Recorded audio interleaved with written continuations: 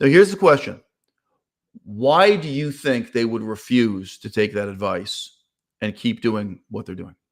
Which is, say, primarily street activism, street interviews. Exactly. This is not so different from what's going on. What do you think?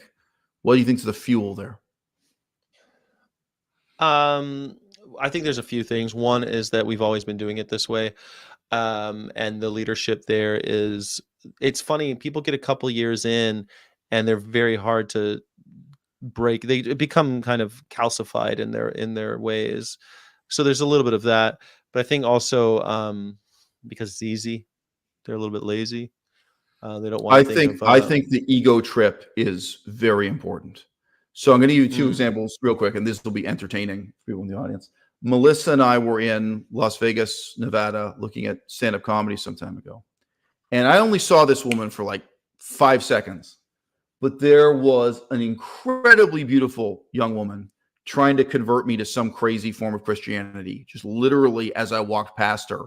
It was on one of those bridges in Vegas. It wasn't on the sidewalk, but it's like a sidewalk going over a highway. And sorry, but I'm just saying, Melissa commented also after about, wow, she was really good looking. I think she was really cute or something. But to me, this was an incredibly attractive young woman. And I said to her in a very charismatic way, she came up to me with whatever pamphlets and Bibles and stuff. I said, I've got bad news for you. I'm working for the other side. And, and she went for it. She really, she was, I'm sure I could have asked her to come to a coffee shop or have a conversation with her, or I could have stood there on the sidewalk and had a coffee shop with her. Okay. I know I've seen you recently criticizing Wayne Xiong for the extent to which his sidewalk demeanor may be pickup artistry, talking to these people, sorry, before I met Melissa, back when I was actually single, there was a Mormon missionary, so good-looking Mormon. She actually looked a lot like Melissa, truth be told. But I was incredibly attracted. I could tell she was attracted to me. That girl, the girl in Vegas, I only saw for 10 seconds. So who knows? She was attracted to me, but she responded to the kind of charismatic and jokey way. That was what she responded to in those few seconds. Like, oh no, I'm working for Satan. You know what I mean? I'm on my way to hell. I know you want me to go to heaven. I'm going to hell. But anyway, there was once a Mormon missionary, and I talked to her. I could tell she was really attracted to me. I was really attracted to her. And too bad she's Mormon. Okay, do I want to invite this person in where she tries to convert me to Mormonism and I'm trying to convert her to nihilism? Okay, there's an ego trip. Okay, now I have resisted the temptation to devote my life to deprogramming cult members in this way, but there's an ego trip. And I would say all of the popular YouTubers who deal with atheism, the ego trip is very powerful. And, I've said this in so many ways. We have this culture where everyone wants to be the realest N-word. And the definition of what's real is the street. It's getting out on the street. And it sounds hilarious to me when I hear these people with British accents who have a university degree from Cambridge and Oxford saying this. But they say to you, oh, yes, we have to take it to the streets. We have to take this fight we have to take it to the streets, ladies and gentlemen. It's like this sissy ass motherfucker with a PhD telling you to be. It's like fucking the Rolling Stones, street fighting man. Oh, yeah, the Rolling Stones. The whole pose of the phony revolutionaries. I say in the book, it's my own favorite line from the book, is that these people wrap the scarf of a revolutionary around the neck of a bureaucrat. Okay, my answer, the main reason why Extinction Rebellion would be resistant to or refuse or dismiss your advice is because they want to be in the streets. They want to be a hero, just like they imagine Martin Luther King, just like they imagine Gandhi. Well, they want to be Che Guevara, don't they? Yeah. Sure. Well, yeah, some. That's even more dangerous. Or just like they imagine the sexy teenagers who were peace protesters opposing the Vietnam War. And they want that thrill and that ego trip, whether it's on camera or not. Like sometimes these conversations are on camera for YouTube, like Joey Carbstrong. Sometimes they're just personal, right? But I can walk up to one beautiful woman after another. If it's a woman, one handsome man after another. And you have this ego-affirming doubt where you're the one who's smart. You're the one who knows the truth. You're the one who represents this religious doctrine. And where you're like, there is an ego trip here. And that's even when there isn't money involved. And again, I'm not hating for this guy, but even for you, Sky, there's money involved. You've probably made more money out of the vegan movement than I have. If you add up all the money I made out of the vegan movement. And no, but there are other people for whom it's hundreds of thousands of dollars or millions of dollars. So I've not made money off a vegan movie. I guess if you count the fact that I work for PETA. Yeah. Right. You paid a salary. I assume your airplane tickets are paid for, hotels are paid for. It's a lot of money. Well, yeah. I pay for my own hotels and airplane tickets.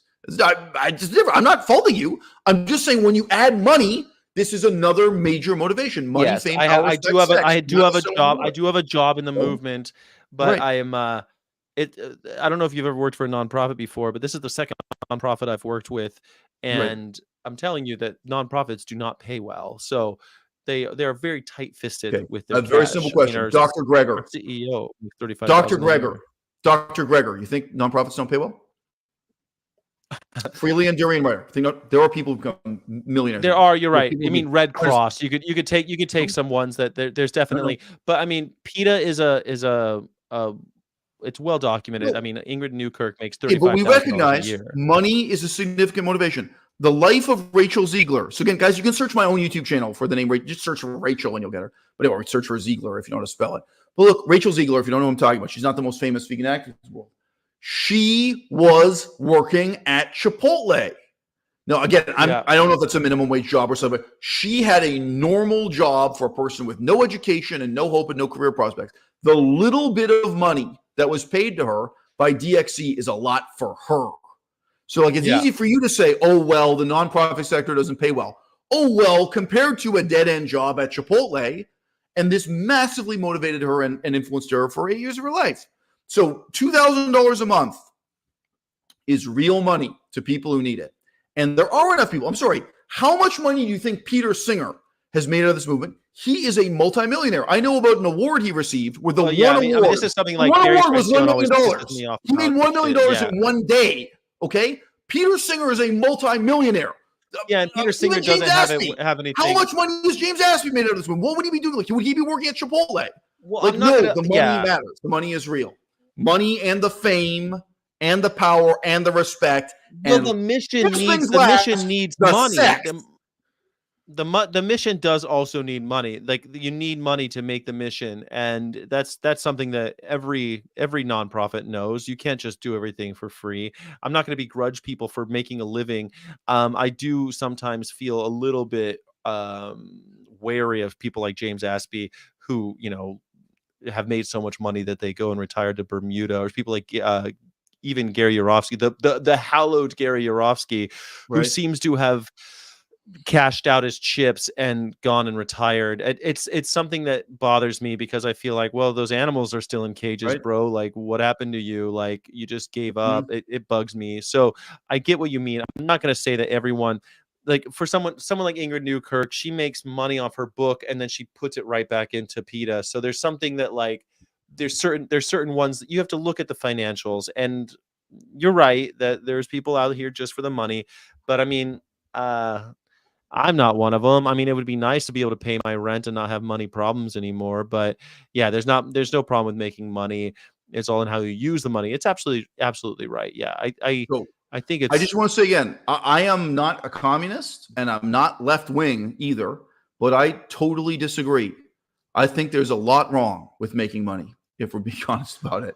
And I'm sorry, you can go into any hospital today and you can figure out soon enough who became a doctor because they were motivated by money, and who became a doctor because they were motivated by sex, and who became a doctor because they were motivated to make the world a better place. And you can ask those guys. This is part of my real life, part of my what I used to deal with. You say, hey, we're looking for doctors who are willing to volunteer to go to Myanmar and work, on the edge of a mine site. Okay, but I've known people with Doctors Without Borders who did a lot of time in that, and I'm like, wow, this person's really kind of altruistic, and yet they still had money for their house at home. They still had enough to live, and to say that money wasn't a consideration would be a lie. When money is the motive, which is like to quote Lil Wayne, money is the motive. If that's the only motivation, you're not going to make it. You're not going to do all right. You're going to be exposed as a charlatan. And which is why when people like Earthling Edge start hawking supplements, it gives me pause, and it makes me think. Same thing, we talked about sex scandals a lot. When people have the sex scandal, I think, well, sex scandal on its own isn't a problem, but sex scandal and you're doing something weird with the money and you're doing this thing and you're selling it, it starts to look a little bit. I think people expose themselves. They evince their own Right. nefarious intentions. Wait, I go much further than that. No, I do think the money motive fundamentally is a problem. I think it's fundamentally Yeah. always bad and evil and wrong. Now, without getting into Dark Side Borders, and by the way, I think nothing else is sex. A lot of people in the vegan movement want to treat sex addiction as being like drug addiction, like they treat, they kind of treat it as the same thing. No, I just don't think it's, without getting into a monologue about it, I don't think you can examine human sexuality as something equivalent to cocaine or marijuana or alcohol. Nothing else is love. Nothing else is sex. And I definitely do not think you can put money and sex together the same way either. But, for some people, veganism is a money-losing endeavor. And for some people, it is a money-making endeavor. And no, I am not even going to make this kind of blanket generalization of acceptance that you've made. I wouldn't say any of that at all. I wouldn't just say, well, the movement needs money, so therefore. No. To me, I am completely morally opposed to all of these vegan foundations. So FARM, there are two organizations of veganism called FARM. One is called Farm Animal Rights Movement, and one is called Farm Animal Sanctuary. So they get confused a lot. As I recall, Farm Animal Rights Movement, their annual budget tanked from $4 million a year to $1 million a year or so. We could bring up. I've sent Sky the statistic. What's his Alex name? Hirschheft. Right. As I recall, Farm Animal Sanctuary is more like $15 million a year. PETA, multi-million-dollar a year organization. DXE, million-dollar a year organization, roughly. They have $4 million in the bank, $1 million per annum being spent. No. These are millions and millions of dollars, and I am not here to say to you, well, it's 50% legitimate and 50% illegitimate. No, I'm pointing my finger at it and saying this is all entirely bad and evil and wrong. Now, Dr. Greger is a great comparison for me. So if you guys know, Dr. Greger is associated with the brand name Nutrition Facts, but he's also his own brand name. He has a hit book. His hit book, I think, could pay for him to retire. He made enough money from that book. What are you asking for donations for? He wants to have a multi-million-dollar budget to do less work than I do. He has described his own methodology. So he has described exactly how little work he does per video, and it shows. He sits and casually leafs through peer-reviewed studies, which he doesn't have a good understanding of. He really doesn't. Someone with my level of expertise has caught him on major factual errors in his own videos. But he describes them with it. He sits there and for 5 minutes flips through a couple of new peer-reviewed studies, and then records his voice, and then someone edits, just zoomed in shots of the text. You're telling me, look at how many thousand YouTube videos I've done. At this point, you've done a couple hundred yourself, Sky. Oh, you are telling me you need millions of dollars per annum to do this. Okay? And that's what the whole vegan movement is like. Okay? It seems that way. Yeah, I think that people, if you're full-time, you should be able to, try to make ends meet and do your thing. But this idea of getting rich seems a bit. Starbucks makes. Look at how much a barista at Starbucks makes and double it. That's the maximum salary for any vegan activist. Nobody should be, including Earthling Ed. Earthling Ed is a wealthy man. Earthling Ed got rich off the movement. How much does a barista make? It can be in London, England. It can be in Chicago. That is all you need to live. There are no Starbucks baristas. What if the barista writes a book? Okay, it's indexed. A Starbucks barista makes enough to live. If you're a Starbucks barista in Chicago, in London, that's the way the company operates. You can say they're evil. You can say they're good.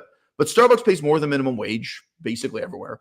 When I worked at Starbucks, I was paid more than minimum wage. They give you a living wage. That's their company policy.